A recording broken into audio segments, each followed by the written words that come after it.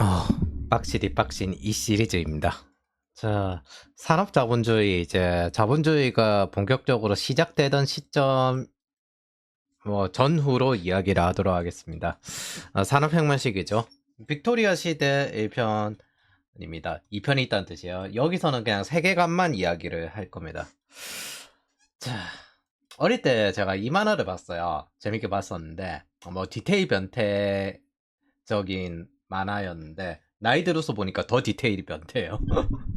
이게 역사적 배경은 상당히 잘 묘사했는데 여기 안에 은근히 크롤로도 나오고 철도가 나온 거 보니까 산업혁명 이후의 모습이기도 한데 빅토리아 시대의 어둠도 같이 어느 정도 섞여서 나옵니다. 이 만화 주제가 젠트리 계층이거든요. 이 사람이 젠트리란 게 이제 땅을 가지고 있는데 뭐 귀족은 아닌 혹은 귀족이라 하더라도 이제 귀족 차남 정도 되는 치안 판사 정도 되고 이렇게 하는 에스콰이어들 요런 계층이라고 생각을 하시면 됩니다.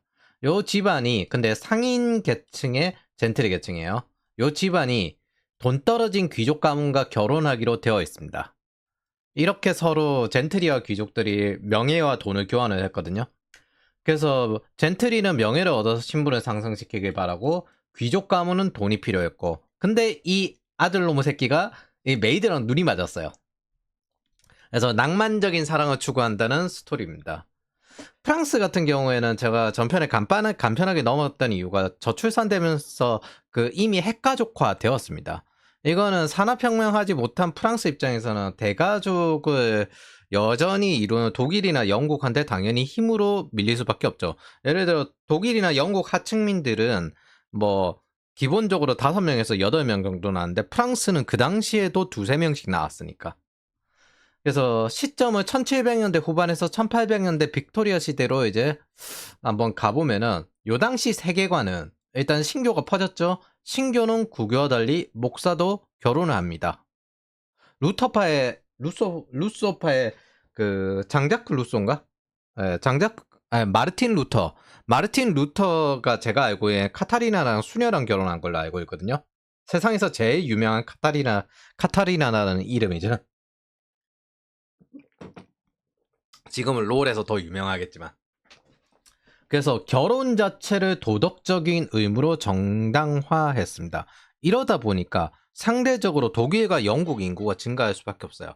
물론 영국 같은 경우에는 정교 분리가 어느 정도 지게 됩니다. 정교 분리가 이루어졌다는 거는 종교가 정치에 개입을 할 수 없다. 이게 아니라 그 개개인의 종교의 자유를 인정한다는 뜻입니다. 즉, 정부가 개인의 종교에 개입할 수 없다.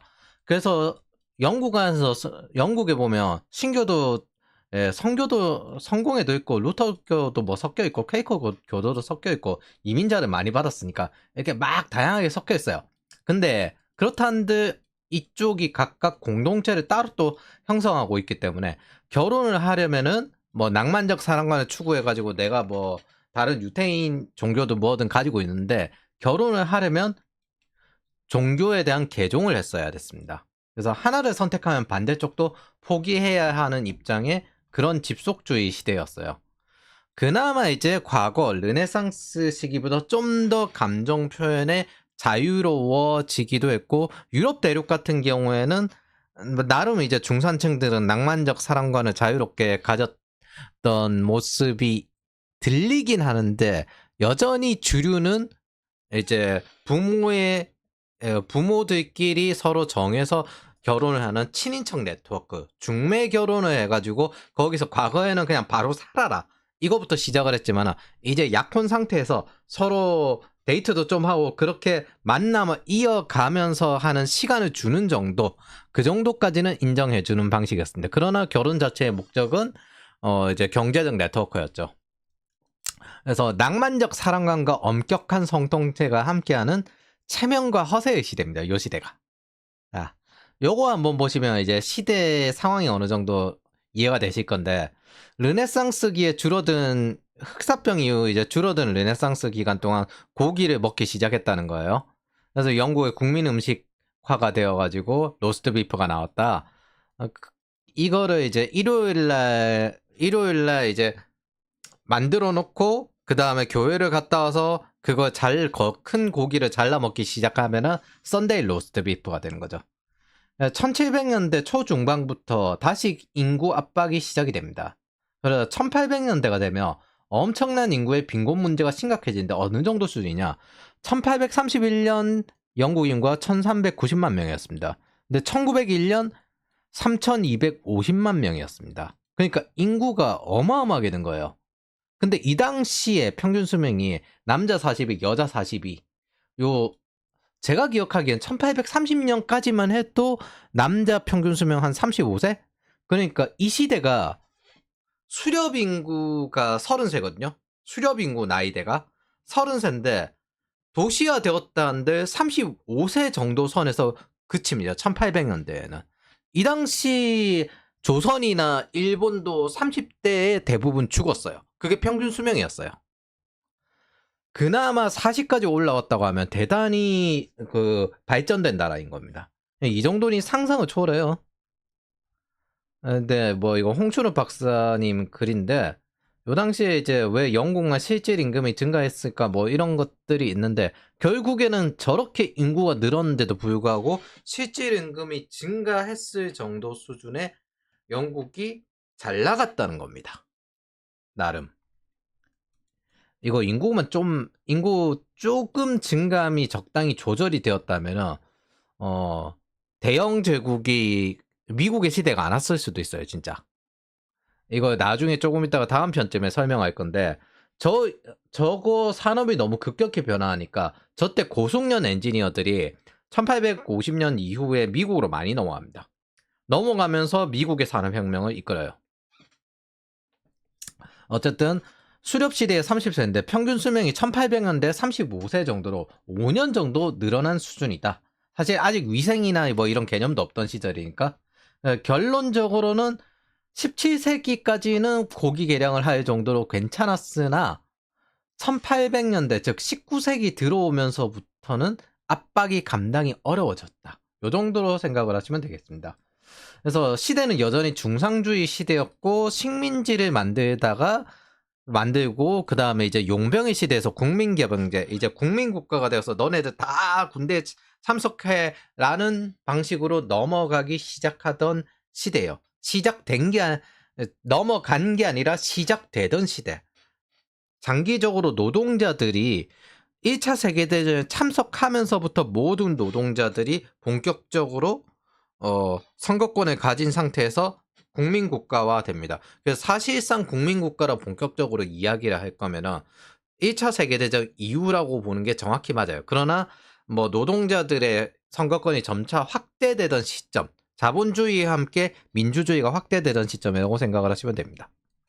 자, 이런 상황에서 시대 상황상 결혼을 도덕적 의무로 보는 신규 국가의 인구 증가에도 이게 강대국이 되는데 유리했습니다. 신규 국가는 결혼을 도덕적 의무로 삼아요. 카톨릭과 다르게. 그런데 인구가 많이 필요한 게 강대국의 중요한 조건이 되었습니다. 식량 부양력이 가능하다는 가정하에 인구가 많고 식민지가 많다면 군사적 동원이 상대적으로 쉬워졌습니다. 그래서 중상주의식 식민주의가 인구 증가까지 합쳐져서 강대국화되면서 제국주의로 본격적으로 넘어가기 시작을 해요. 그러면서 이것들이 이 인구 증가, 결혼 정치학에 대한 배경을 이야기하게 될 겁니다. 자, 어쨌든 인구 증가가 이 강대국이 되는데 이익이 되었다. 그리고 그 영향을 가장 많이 받은 게 영국과 독일이다. 이 정도로 넘어가도록 하겠습니다. 그래서 두 번째, 중앙집권화가 되었어요. 해적의 해군화인데 램판터 예전도 마찬가지고 요 당시에는 엘리자베스 1세 시절인데 무적함대 시절도 마찬가지고 당시 서구권은 민간 무역선이 무기 달면은 이제 약탈하면 해적이에요. 그냥 무기는 다 있어. 약탈하면 해적이고 그거 정부의 허가를 받고요. 적대국에 대한 이제 약탈이죠. 보통 영국과 프랑스가 많이 했는데 스페인을 견제하기 위해서 많이 했습니다.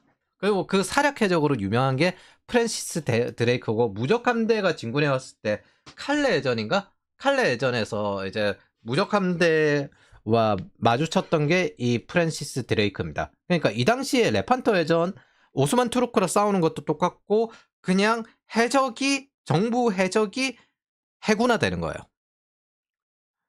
그래서 이제 점점 시대가 지나면서 어느 정도 그 스페인도 무너지고 그러다 보니까 정부가 해군을 창설합니다. 이거 싫다고, 그리고 해적을 다 끝내요. 이거 싫다고 거부하면 17세기 말 이제 캐러비안 해적처럼 되는 거예요. 그러니까 그 잭 스페로가 이렇게 튀어나오는 겁니다. 그래서 17세기에 저렇게 많아졌다가 저희 18세기 정도, 1730년 정도 이후부터 거의 다 없어진 걸로 알아요. 자, 18세기 인구는 많은데 그렇다고 이거 농사 짓던 사람들이 이런 데 많이 들어가겠습니까? 도시에서 일하던 사람들이. 그래서 인구는 많은데 군인 없는 시대가 되었어요. 그래서 이때 부족한 인원을 어떻게 징집하냐? 프레스갱, 즉 강제 징집을 합니다. 요게 해군만 강제 징집한 것처럼 보이지만 육군도 강제 징집했고, 당연히 프랑스든 뭐든 다른 열강 국가들에서도 다 강제 징집을 했죠. 나름 중산층이나 젠틀리 계층은 징집에서 제외되었는데, 그리고 징집되더라도 항의를 받았는데, 그러면 그 밑에 하층민 노동자 계층이 강제로 징집이 되는 겁니다. 그래서 나폴레옹 전쟁이 끝나고 난 다음부터는 관행으로만 남았다가 1900년도 정도에 법으로 폐지된 것으로 제가 알고 있습니다. 이거 징집되는 것만으로도 억울한데 어떻게 하냐면 채찍을 때려요. 저 당시에 1700년대까지만 해도 민간인도 때렸고 1850년대까지도 민간인 때렸거든요. 노동자 기업 노동주가 그 빅토리아 시대에 대해서 이거 너무 이제 빈곤이 너무 많아가지고 그것만 알고 있는데, 기업 노동주가 채찍을 때렸어요. 그리고 1850년 이후부터 이제 민간인에 대한 그 기업 노동주가 이제 민간인에 대해서 그렇게 채찍을 때리는 건 금지가 되었는데, 노조 활동에서 강해지면서 1850년대 이후에도 그 군인들에 대한 채찍질은 남아 있었습니다. 그럼 뭐 1차 세계대전에 이런 일이 있어요. 얘가 나름 중산층인가? 장교다. 13살짜리도 뭐 군대에 있고 그러잖아요. 그렇기 때문에 처음에 시작할 때 병사로 시작하면 안 되고, 얘는 최소 중사부터 시작을 해야 된다. 요런 식으로 중사 13살짜리한테 중사 직급을 줘요. 그럼 그 밑에 병사들은 뭔데? 병사들은 노동자 계층. 뭐 얘들 뭐 그냥 채찍질하는 거죠. 이걸 알게 되면은 왜 1차 세계대전 때 뭐 1km 전지라는데 10만 명 몰아넣고 그렇게 할 수 있었는지 이해가 됩니다. 여전히 장교나 부사관들은 뭐 최소 중산층 이상, 기본적으로 귀족들, 장교는 귀족이기 때문에 여기에 뭐 사람을 안 본 거예요. 2차 세계대전에는 그나마 그런 게 많이 개선되었고 모두 선거권을 가지고 있기 때문에 개선되었는데, 그때도 장교들은 무조건 이제 귀족 계층이기 때문에 뭐 영국, 독일 같이 해서 내가 이거 보내줄게 하면은 독일 사람들이, 독일 장교가 뭐 나고 난 다음에 이제 자기 여동생 소개시켜주고 그런 식으로 결혼하는, 귀족들끼리 맺어지는 그런 게 있었습니다. 그래서 2차 세계대전에 뭔가 낭만이 가끔 있는 사례가 나오는 이유 자체가 귀족들이 여전히 장교를 잡아가지고 전쟁을 하던 시대였기 때문입니다. 자, 다시 이제 1700년 돌아가죠. 외교가 되게 많이 변합니다. 이렇게 시대가 바뀌니까. 1500년에서 1700년은 왕실의 결혼 전 유럽 네트워크였어요. 이제 나폴레옹 전쟁 끝내고 난 다음에 저걸 다시 이제 왕정 복구시켜버리고, 그 다음에 그 빈 회의에서 그냥 계속 서로 협상하면서 어느 정도의 평화를 이뤘거든요. 우리끼리는 싸우지 말자. 유럽 안에서. 나름의 그런 것들의 평화를 이루면서 진행하려고 했는데, 이후 이제 비스마르크 이후부터 본격적인 편하죠. 그래서 프랑스 혁명은 영국 왕실에게 위기감을 줍니다. 절대 왕정 이거 유지하면 위험하다. 그 이전에도 어느 정도 조금씩 힘이 떨어지기 시작했어요.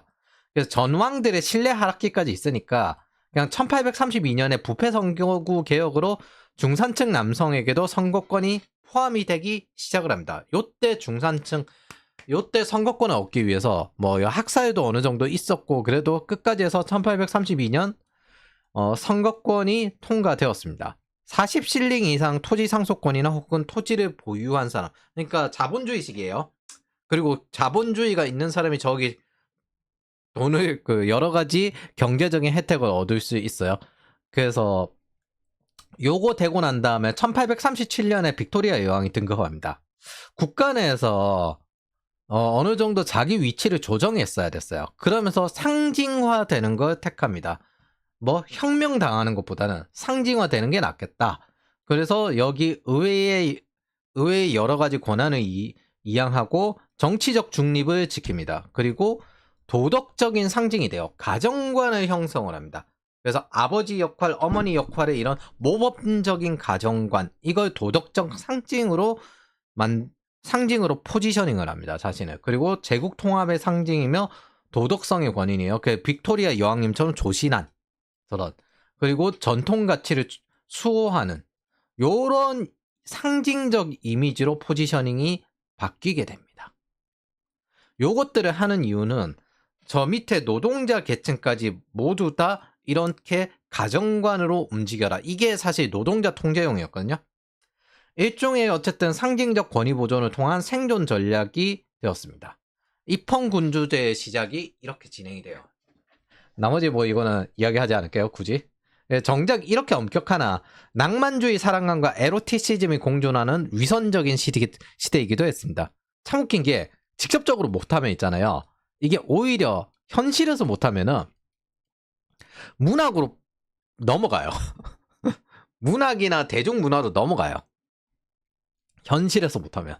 그래서 이렇게 공존하는 위선적인 시대이기도 했습니다. 자, 3번 민족주의, 낭만주의. 이 과정에서 서방 세계는 몇 가지 좀 독특한 게 퍼지던 시점인데, 이제 아직까지 동양은 이제 노비 한창 있던 노비 노예 이렇게 있던 시기고, 민족주의, 국가주의, 즉 내셔널리즘이 퍼집니다. 그리고 이게 국민 개병제와 맞았어요. 동원하기 딱 주었으니까. 백인의 짐도 이런 내셔널리즘의 영향력이죠. 그리고 두 번째, 낭만주의. 감정 표현이 좀 더 용인되고 사랑에 관련된, 에로티시즘에 관련된 이런 표현들이 어느 정도 용인되게 되었습니다. 1773년 4년 젊은 베르테르 슬픔, 뭐 보바리 부인, 이거 거의 그냥 보면은 야설급이거든요. 근데 문학으로 따지면은 저는 이 보바리 부인이 로맨틱 이데올로기가 얼마나 사람을 망치는지 그걸 보게 만들어준다고 생각을 하는데, 예. 여기 보면은,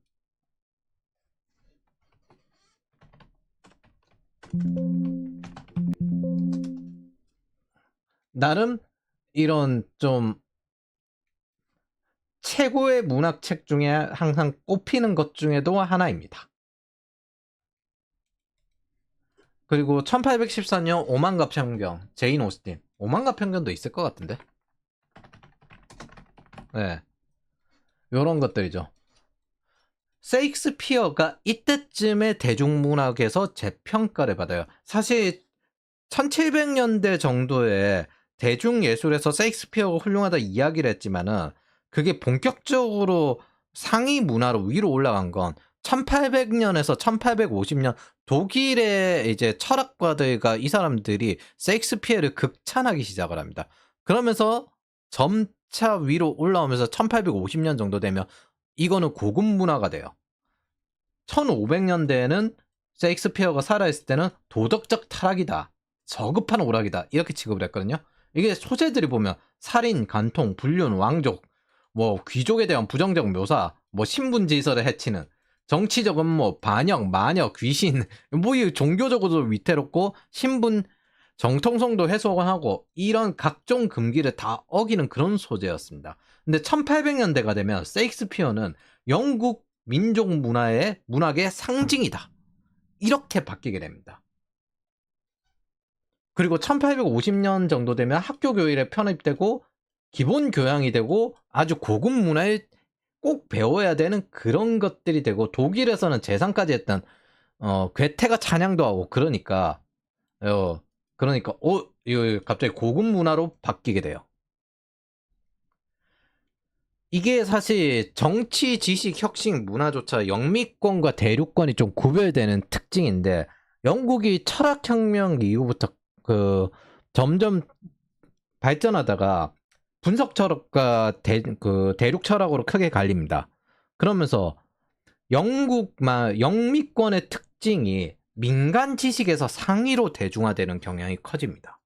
사실 금융혁명, 산업혁명, 문화적 발전 이런 것들이 이런 밑에서부터의 혁명이 그대로 지금도 미국에 적용돼 있고, 이 지식의 발생 역시 밑에서 올라오고 그걸 정부가 여론에 떠밀려 수용하는 그런 경향을 가지고 있습니다. 그리고 영국의 명예라는 개념이 또 특유하게 자기가 스스로 조사해서 그렇게 정책을 제안하고 때때로는 반대하는 게 명예적 의무라고 생각해요. 메서스의 인구론이나 아담 스미스의 국부론이나 리카르도의 비교 우위론, 이런 것들이 전부 그런 특성을 가지고 있습니다. 그래서 때때로는 이제 노예제도에 반대하기도 하고 보부 전쟁에 반대하기도 하고, 그런 것들을 말할 수 있도록, 반대도 할 수 있도록, 물론 상당히 비판도 받고 비난도 많이 받지만은 할 수 있는 것들이 열려 있었습니다, 상대적으로. 근데 반대로 유럽 대륙은 프랑스도 그렇고 독일도 그렇고, 프랑스 절대왕정의 형성 과정을 보면 중앙정부 법학에서 기반해서 정부의 돈으로 지식이 만들어져요. 그래서 왕실 학교인가? 거기서 법학에서 기반해서 화폐 경제를 이뤄서 세금을 화폐로 걷기 시작하고 절대 왕권을 이루어냅니다. 즉 위로부터 변화가 이어지는 방식입니다. 이게 대륙 철학과 분석 철학의 가장 큰 베이스의 차이예요. 지금도 유럽은 위로부터 정부 주도의 성장을 하려고 하고 그걸 이유로 뭉쳐가지고 미국과 양강이 되려고 했습니다. 반대로 미국은 지금도 민간 비즈니스를 기반으로 올라갔고, 트럼프 자체도 하겠다는 게 비즈니스가 잘 되는 국가를 더 세게 만들겠다라는 거잖아요. 규제 같은 거 없애고 세금 줄여가지고 우리나라는 비즈니스 기반의 국가를 만들겠다. 밑으로부터의 혁명을 이룰 수 있도록 하겠다. 이걸 더 세게 하겠다. 요 방식이잖아요. 중국 같은 경우는 위로부터 통제를 더 강하게 하겠다. 유럽은 규제를 더 세게 하다 보니까 이제 자국에서 밑에서 아무도 못 올라와요. 이런 수준까지 오다 보니까 플랫폼 자체가 없는, 그러니까 AI를 따지기 전에 IT 자체가 없는 이런 상태가 되어 있습니다.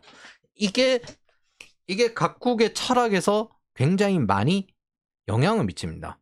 그래서 미국에서는 선형적으로 생각하기보다는 그냥 실행을 먼저 해보자, 실행력 위주로 가게 되고, 유럽 같은 경우는 최대한 시나리오를 짜보려고 하면서 예측을 하려는 경향이 큽니다. 세상이 그렇게 안 돌아가거든요.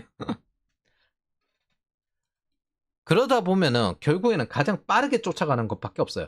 그러다 보니까 사실 생각해보면 산업혁명도 나폴레옹 3세, 영국이 이루어진 걸 보고 나폴레옹 3세가 어떻게 주도를 했고, 독일 같은 경우도 뒤늦게 정부 주도를 했고, 사실은 이 흐름이 굉장히 오래 이어져 왔습니다.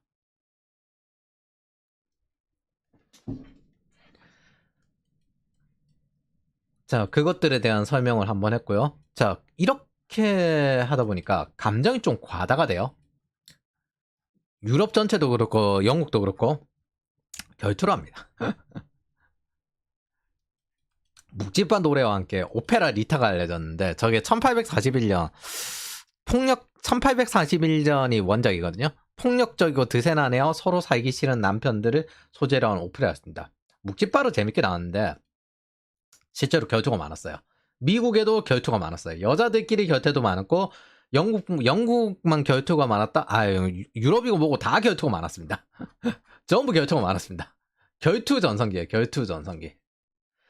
그래서 이런 결투, 뭐 마음에 안 드는 인간 제거하기 위해서 뭐 결투하기도 하고요. 쟤 예쁘네?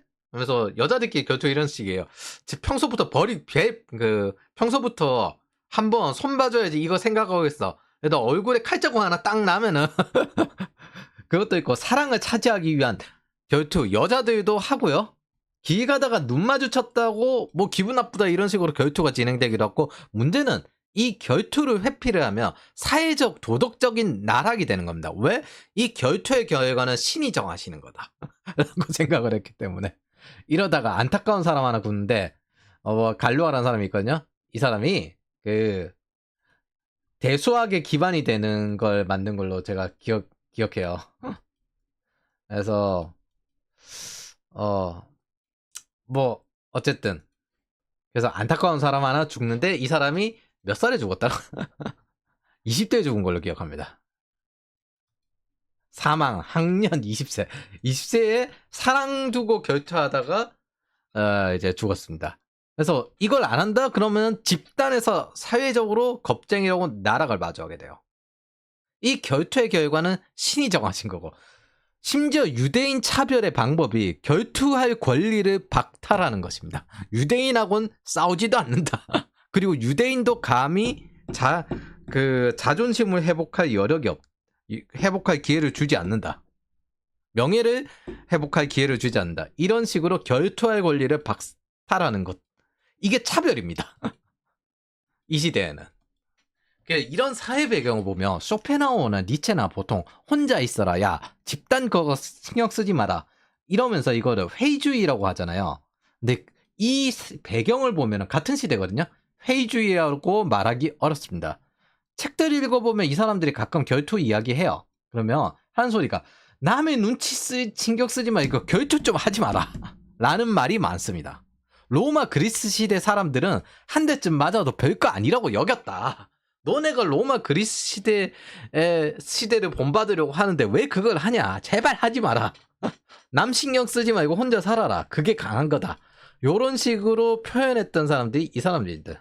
그러다 보니까 시대 배경이 요렇기 때문에 잘 보면 이 사람들은 굳이 회의주의라고 말하기는 상당히 어렵다는 게 제 개인적인 평입니다. 그래서 저는 거기에 대해서 공감하지 않아요. 뭐 저런 시대에 험하게 자존심으로 목숨 잃어가는 사람들 말리고 싶었던 그 안타까움으로 보여요. 제 눈에는. 아, 애쓰신다. 딱 애쓰셨다. 뭐 이 사람들 의도가 어쨌든 간에 결국에는 국민개병주의와 민족주의 감정, 집단주의, 집속주의는 점점점 강해져서 프로이센 제국은 독일이 되었고 국가사회주의와 함께 국가 간의 결투를 진행하는 시대로 1900년대를 열게 됩니다. 그게 1차 세계대전, 2차 세계대전입니다. 자, 빅토리아 시대로 넘어가면요. 빅토리아 여왕이 자기가 이상적인 가정, 도덕적인 상징 요렇게 포지션을 했잖아요. 아버지의 책임과 어머니의 모성이 시작이 된 게 이때입니다. 그전에는 없었어요? 없었죠? 그전에는 없었어요.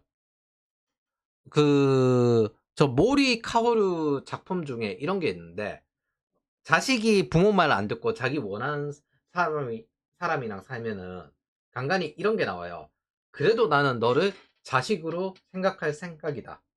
엄마는 자식으로 생각 안 한다. 막 화랑에서 일기토해야 되는데 단독 돌격해야 되는데 그 단독 돌격 안 하고 도망간 애 자식으로 안 보는 것처럼 마치 자식으로 생각 안 한다. 이런 식으로 이야기하는 게 있습니다. 모성이나 부성으로 이루어지는 게 아니라 가문 전체에 걸려있고 친인척 네트워크가 다 걸려있고 그게 한 가문이 아니라 양 가문이 다 걸려져 있어요. 그리고 그 가문에 관련돼 있는 또 이제 네트워크까지 다 걸려 있습니다. 명예적으로 나락이 되면 이 여러 가지 굉장히 골치 아픈 그런 사태가 일어나게 됩니다. 농촌 공동체, 요즘 이제 농사 지으면서 살아본 친구들이 좀 적을 텐데, 농촌 공동체에서 여성이 가사를 하는 거 있잖아요. 여성이기 때문에 맡겨지는 게 아니에요. 농촌 사회란 건 나무도 캐고 임신 상태도 하고 애도 경운기 끌고 다 하는 겁니다. 해 떨어지기 전에 그냥 최대한 할 수 있는 거 다 하는 거예요. 체력 있으면 이제 이 시대에는 해가 있는 게 아니잖아요. 아니 전구가 있는 게 아니잖아요. 체력 있다면 할 수 있는 최대한 다 하고 아동조차도 노동을 해야 되는 게 농촌 공동체입니다. 7살 때부터 계속 하고요. 친인척 네트워크 통한 상호부존 시스템이에요. 이 농촌 공동체란 건. 그래서 집값전 형성하고 막 이런 겁니다.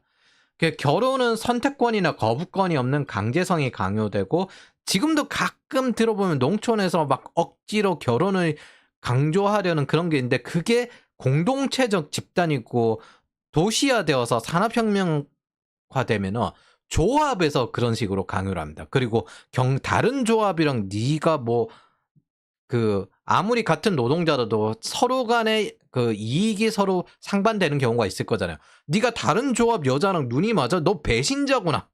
이런 식으로 되는 경우가 많습니다. 그래서 같은 조합 안에서 할 수 있도록 그런 것들의 강제성이 강요됩니다.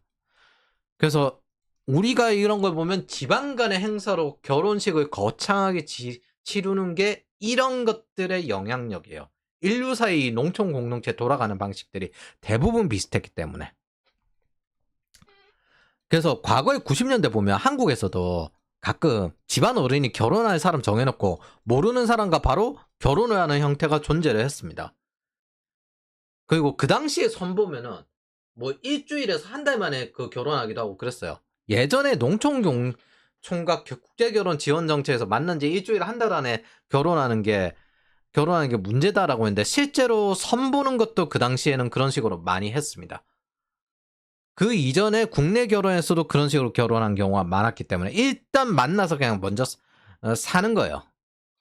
노동력 기반의 양적 노동을 기반으로 합니다. 그래서 각기 일할 사람이 필요한 거예요. 경제적 파트너로서 그냥 맺는다, 이 의미가 강합니다. 사지 멀쩡하며 그 정신 멀쩡하며. 이거는 일종의 지방 간의 동맹의 의미거든요. 빅토리아 시대가 되었다고 해서 이 이점이 달라지진 않았습니다. 단지 예전에는 거부권이 없었는데 중산층 이상들, 아직 농촌 공동체나 노동자는 그 거부권이 없어.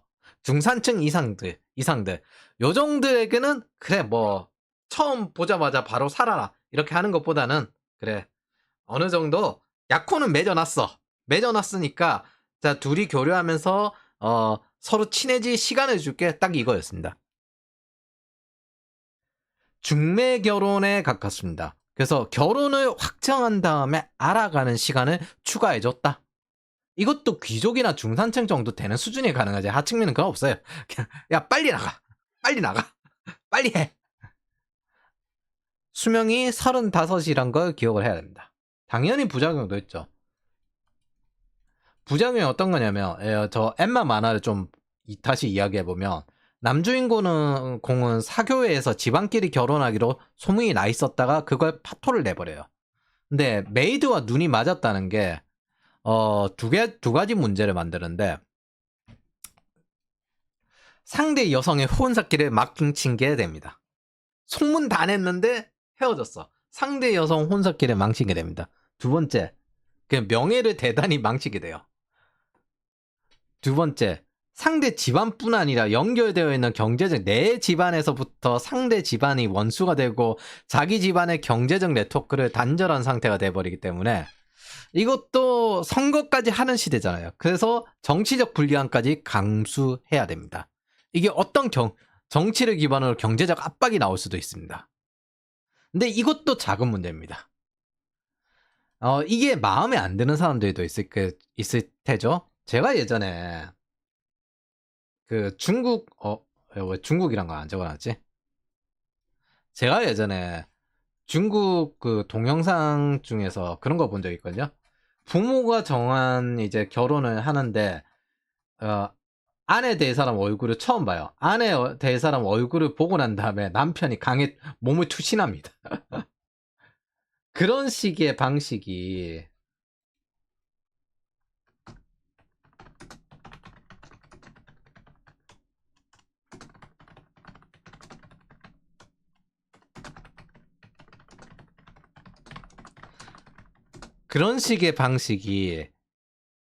이 당시에도 있었을 거잖아요. 근데 그것조차도 작은 문제입니다.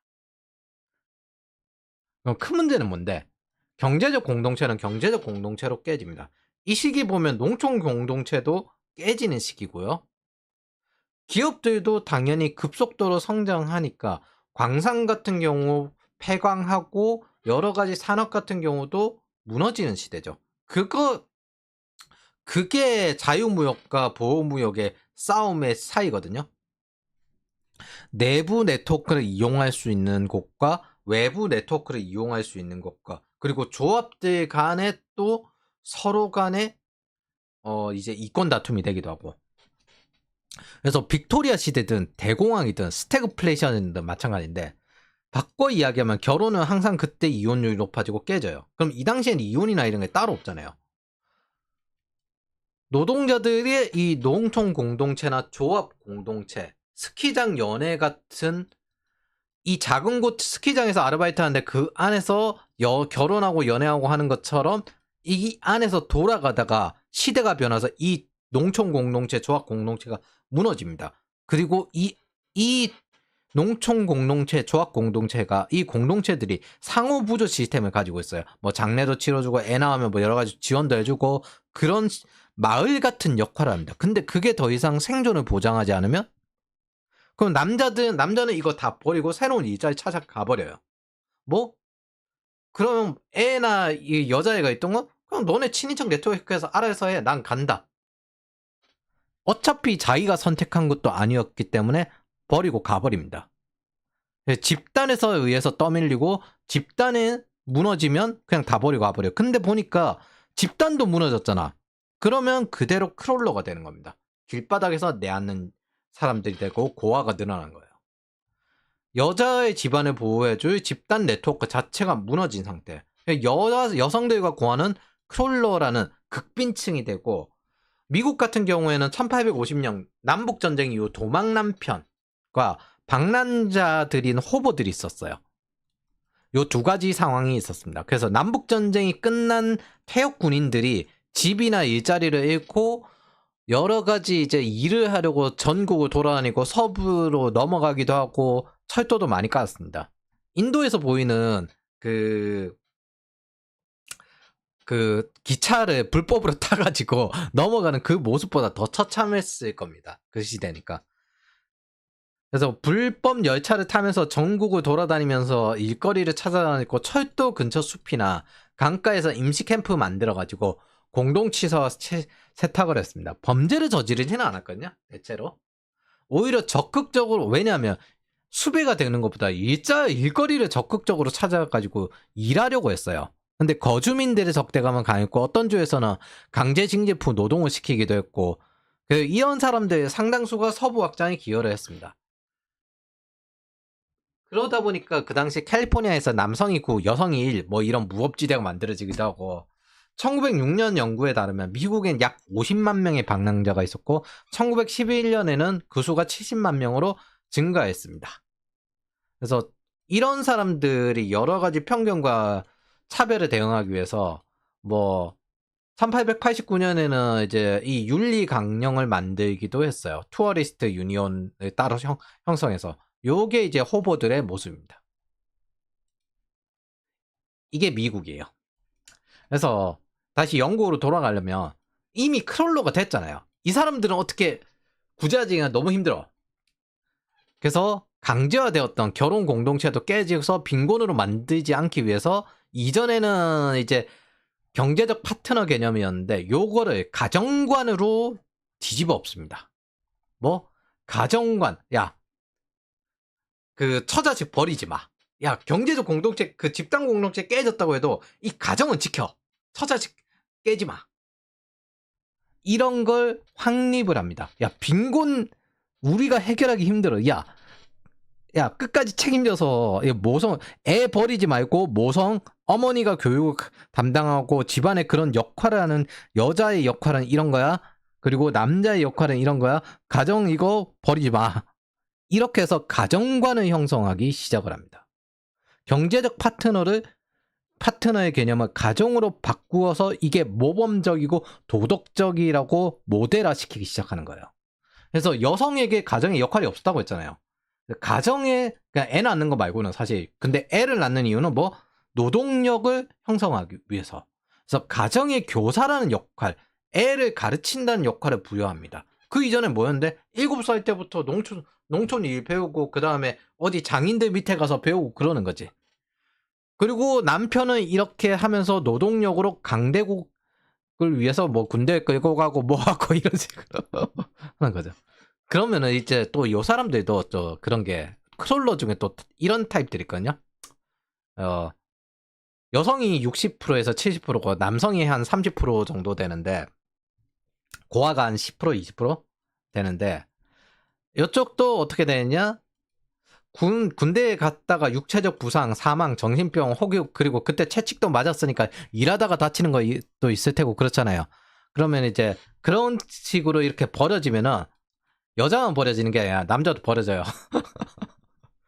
그럼 또 이제 크롤러가 되는 거예요. 군대를 갔다 왔든 일을 고생하다가 저렇게 됐든 저렇게 또 크롤러가 되는 거예요. 그래서 국가든 가정에서든 버려진 여성이 크롤러라면 버려진 남편이 뭐 요쪽이라고 생각을 하시면 됩니다. 대다수는 이제 결혼하던 시대였기 때문에 우리가 보는 현대 시대의 가정관은 이런 빈곤을 가정에 떠넘기면서도 인구를 증가시키기 위한 모델에 기반을 했습니다. 경제적 파트너라는 개념에서 이거를 가정관이라는 걸로 바꾸고 야 버리지 마, 가족 버리지 마 라는 식으로 이야기를 했습니다.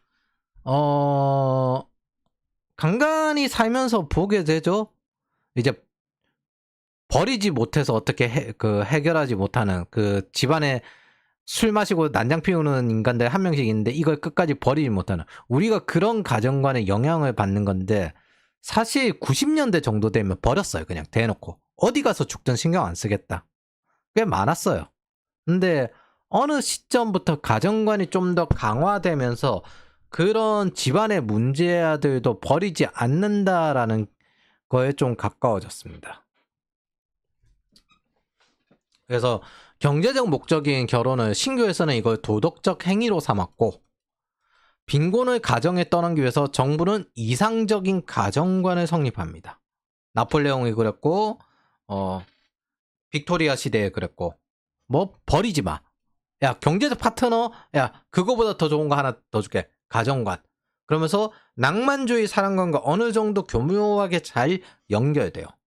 이게 또 통치 입장에서는 상당히 효과적이었던 게, 나름 돈 좀 벌어서 이제 나도 토지 사서 중산층으로 올라가고 선거권 얻으려는 고숙련 노동자들이 자산을 모을 수 없게끔 계층 재생산을 하는 장점도 있었습니다. 조선시대 사대부들이 노비 늘리기 위해서 양인과 노비를 결혼시켰거든요. 한 명만 천민이어도 그 자식도 천민이다. 태계 이양이 이 노비 태클을 잘했잖아요.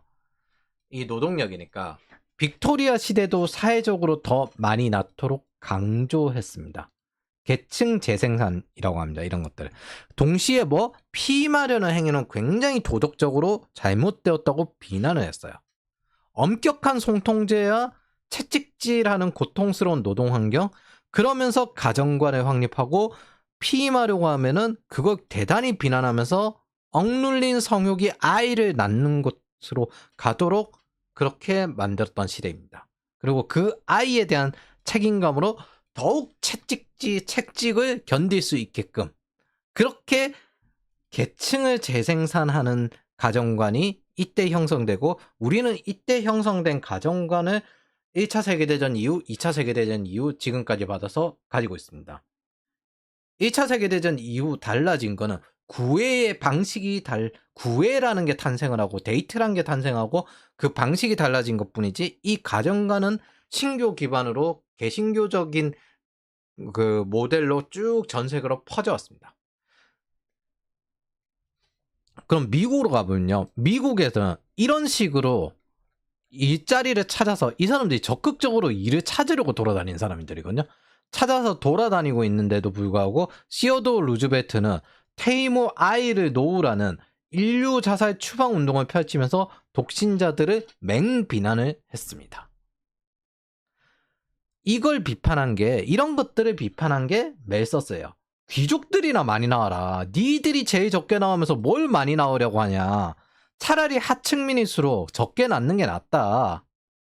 멜서스는 이 사람이 신사라고 불릴 그 젠트리 계층이긴 한데 시골 소귀족이었어요. 시골 하급 젠트리. 그래서 도시의 중산층 정도 수준? 그러니까 성직자이기도 했는데 구빈원 사례도 좀 알 수 있었을 테고, 그래서 이런 귀족들의 행태를 비판하는 사회 비판적인 내용이었거든요, 이게. 근데 뭐 영국 기준으로 정책을 제안해야 됐다는 그 명예관념이기도 했고, 근데 그 비판의 의도와 달리 마치 경제학처럼 식량 부양력과 인구를 이야기하는 멜서스 트랩이 통치 이론으로 쓰입니다.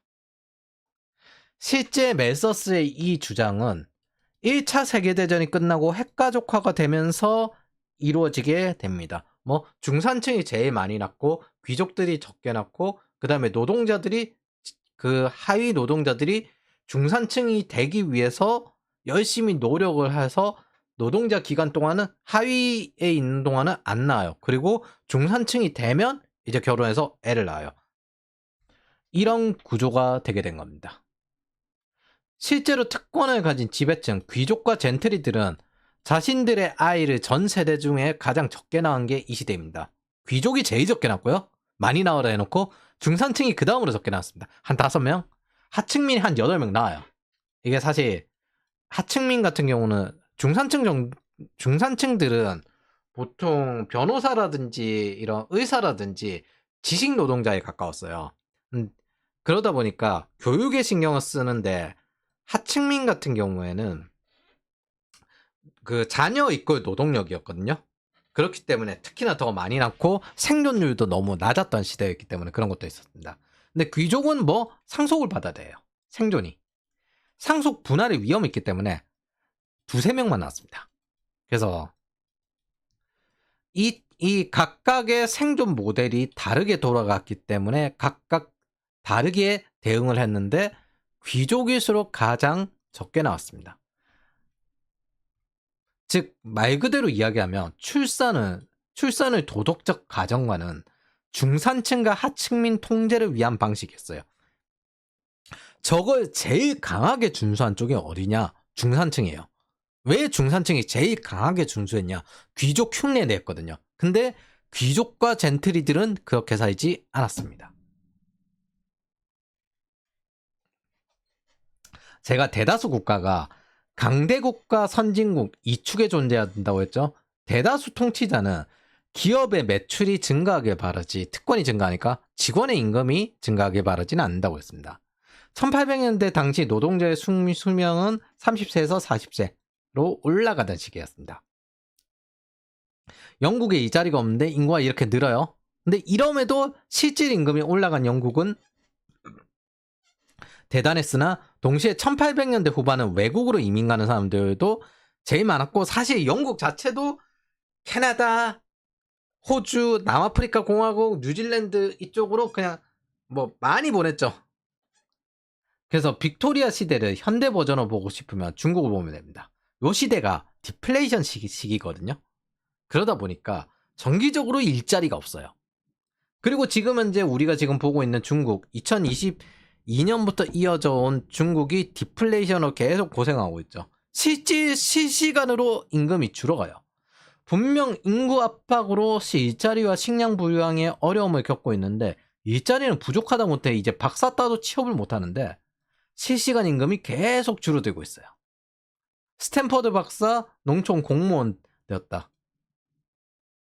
물리학 박사, 스탠퍼드 물리학 박사면 진짜 머리 엄청 좋아. 스탠퍼드 박사 출신인데 이거 물리학 박사로 알고 있거든요. 네. 진짜 지배자를 잘못 택하면 이 꼬라지가 나는 겁니다.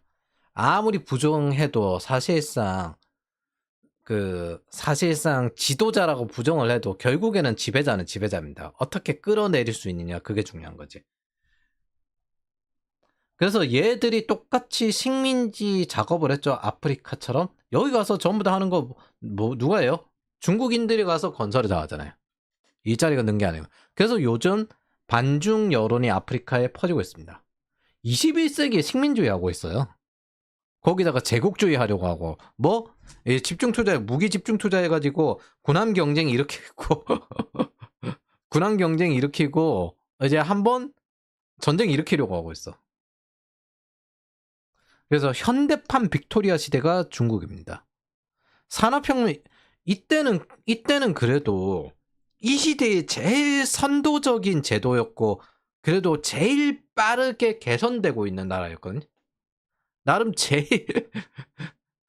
제일 뭔가 계속 개선되고 저항이 밑에서 올라오고 그렇게 바뀌어가고 있는 나라였고 반대도 할 수 있었고 그랬던 나라였는데 이거는 뭐 지금 21세기에 이걸 하고 앉아 있으니까 19세기에 하던 걸 21세기에 하고 앉아 있으니 그래서 지금은 이제 중국 상태는 딱 산업혁명 끝나고 한창 호경기 끝나가는 그런 시대라고 보면 됩니다. 그러면서 인구를 늘리기 위해 이런 짓을 하고 있습니다. 돈 많고 잘생긴 재벌남 드라마 금지. 빅토리아 시대와 가장 큰 차이는 중국은 사회주의식 인구 감소를 같이 겪고 있다는 겁니다. 물론 영국처럼 선거제도의 확대가 되는 것도 아니고 얘네들이 이런 거 만들잖아요. 전랑, 막 중국이 세계를 지킨다 이런 거. 제가 이거 보면서 중국 국뽕을 보면서 느낌이 뭐냐면 빅토리아 시대예요. 강대국인 걸 강조합니다. 보통 강대국인 걸 강조하는 국가일수록 이런 그 자존심이 많거든요. 백인의 짐. 딱 이 느낌이에요. 이거 보면서 무슨 느낌이냐? 이거. 백인의 짐. 백인의 임무다. 이거 사실 섬뜩하기도 한데 이거 다음에는 결국에는 식민주의에서 제국주의로 바뀌고 뭐 거한 거포주의로 진행되다가 이거 하면은 이제 무기 이렇게 생산하면은 지금 현재 중국 철강이 제일 싸요. 그러다 보니까 우리나라 제철소들이 되게 힘든데 철강 가격이 너무 싸지니까 그래서 미국이 고립주의 하는 이유도 있거든요. 알루미늄이나 이런 자기네들이 하던 이런 내수 사업들이 점점 중국의 저가 때문에 망하게 됩니다. 거기는 환경이고 뭐고 신경 안 쓰고 공급하기 때문에. 그래서 싸요. 싼데 이것들을 쓸 때가 필요해. 이 철 광부들 일자리까지 연결돼 있다 보니까 전함 생산에 많이 썼죠. 무기 생산에 많이 썼고 독일 같은 경우가 먼저 시작을 했는데 무기에도 쓰지만은 철도를 그럼에도 남아서 철도를 깔고 싶어 했어요. 그래서 어디 러시아 철도도 도전해보고 하다가 결국에 이제 하려고 했던 게 바그다드 철도입니다. 그게 1차 세계대전의 방아쇠가 됩니다. 제가 언젠가 이거 찾아봤는데 안 나왔는데 제가 언젠가 유튜브 어딘가에서 이 드래곤노트 전함 만드는데 밝은 얼굴로 출근하는 영국인 노동자들 본 적이 있거든요. 디플레이션이 한창이던 시기였기 때문에 계속 일자리가 필요했어요. 정기적으로 일자리가 없어진다는 뜻이기 때문에. 그래서 결국 사회주의 진영과 함께 사실 1차 세계대전 이후부터 거의 모든 전쟁은 사회주의 진영이 일으켜가지고 일으킵니다. 그리고 3차 세계대전도 제가 앞만 봐도 사회주의 진영이 일으킬 것 같은데. 그래서 제 스타일의 인구론을 만들어 볼게요. 인구가 줄어들면 시대의 발전이 가속화된다고 했었고, 아버지의 책임감과 어머니의 모성으로 이루어진 가정과는 사실 빈곤을 가정에 떠넘기고 계급을 재생산하기 위한 오랜 수단이다. 사람이 많으면 국가는 그 인구를 소모품으로 쓴다. 이 두 가지를 추가할게요. 유튜브에 좋은 게 있던데 산업혁명 시대에 공장의 톱니바퀴 소모품이 하층민 인구거든요. 뭐 얼마든 이제 계속 재생산되는 8명이 나왔는. 그래서 삶의 선택지가 여기서 제한이 되었는데 인간의 가축화. 대한민국이 강대국이 된 비결은 다름 아닌 요거 하면서 한번 이 나라를 보시면 인간의 가축화. 이게 농노는 똑같죠. 단지 도시 버전 농노지. 그래서 우리나라 산업화 시대가 저 시대와 다른 건 우리는 이제 선거권 가진 채로 시작한 것도 있는데 우리 스태그플레이션 견디면서 산업혁명을 본격적으로 이뤘고요. 사실 그전에는 이제 수공업이었고 착취하러 다닌 제국주의 한 게 아니라 중동이든 뭐든 어떻게든 기름값이 비싸면 중동에 가서 한번 팔아보자. 그래서 거기 가서 빡세게 일을 했죠. 그래서 그거 신뢰 얻어서 중동 붐 불었고 사실 지금 방산도 같은데 좋은 품질을 싼 가격에 어떻게 팔아야 되니까 뭘 해요? 몸을 갈았죠. 이런 것들이 있습니다. 요 좋은 품질을 싼 가격에 말이 좋지 이거 몸 엄청 갈아야 되고 사실 확률이 제일 높습니다. 정규 분포이기 때문에 그런 산업화 세대 덕에 살고 있긴 한데 미래 가는 건 또 내던져진 우리 입장에서는 또 미래를 또 생각을 해야 되니까